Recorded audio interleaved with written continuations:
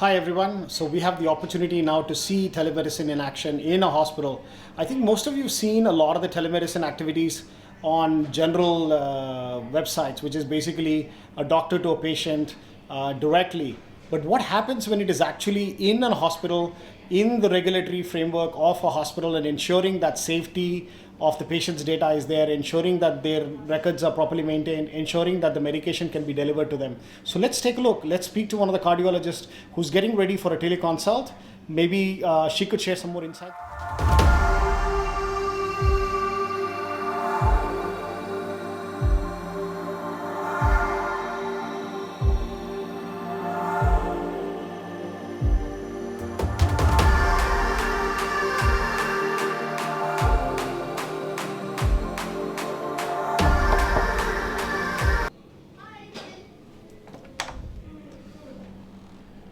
Hi, Dr. Lee. Hello. I just wanted to have a quick chat before your teleconsult.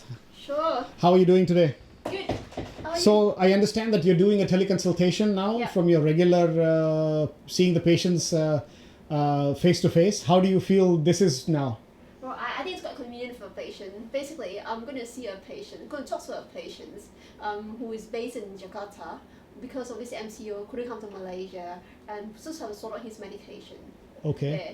And do you see a lot more patients reaching out to you for their existing conditions other than just COVID? Yeah, mainly I'm seeing those patients from far away, not based in KL, and have problems coming to Malaysia or coming to KL. And those people have existing heart problems and they need their medication to be sorted out. Okay. So how long do you think each consult is? 15 minutes, half an hour? 15 Depends. minutes to half an hour. Yeah. So what happens if you really need to see the patient? So would you send them, would you ask them to come here, or would you ask them to go to see a near clinic or a nearest for scans and stuff? I guess based on your conditions, you need some blood tests done before adjust the medicine. I usually advise them to go to the nearest lab or hospital to get it done, and after that, email to me or show we can arrange for another teleconsult to go through it together. Or they need some heart scans or anything, then they have to go to the nearest hospital. Right. So you can basically make sure that the readings are taken properly, the medication is properly adjusted, and things like that.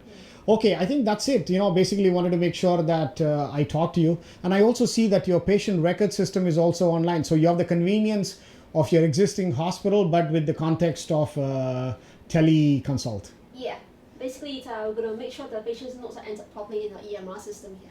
Okay, so all notes are properly done. It's Yeah, secure. that's right. It's still in the hospital environment. That's right. Oh, fantastic. Okay, thanks, Dr. Lee. I won't take Thank more you, of your Anand. time, so I'm going to see you later. Bye. Good luck with your consult. Thank you. Bye.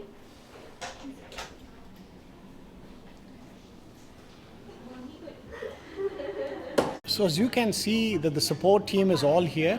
They're actually making sure that they're supporting the doctors, ensuring that the medication delivery is done once the consultation is finished. So they're using proper shipment mechanisms, tamper-proof packages to ship the medications to the end patient. Oh, it's really impressive. As you can see, the frontline staff are still working very hard to ensure that COVID-19 is not affecting their existing patients. I think a bigger challenge that you can actually see is that what happens to the existing patients, how are they treated, where are they treated? This has been a big question mark. Nobody wants to come to the hospitals anymore for the fear of infections, for the fear of a lot of things.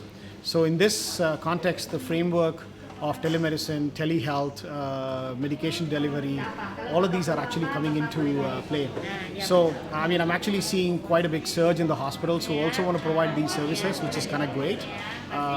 More and more hospitals offering these services actually help patients outreach. It helps the medical hospitals and the medical ecosystem absorb a lot of the strain that the COVID has actually put. So I've been in the telehealth industry for about 8 to 9 years. So a lot of them who've been with me on the telehealth IT side of things can also understand how complex and how these systems are playing a role. So kudos to a lot of the teams who are actually putting their expertise in front. Kudos to the hospitals who are actually doing this possible. Even though there's many hospitals which are offering these services, I think there should be more and more hospitals, more and more patients who actually look for these services and enjoy these. while taking care of themselves, whether it's NCD or specialized heart conditions or any of that things for the matter in the healthcare side.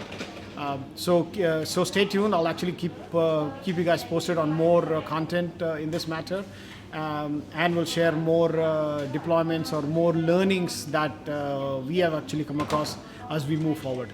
Cheers.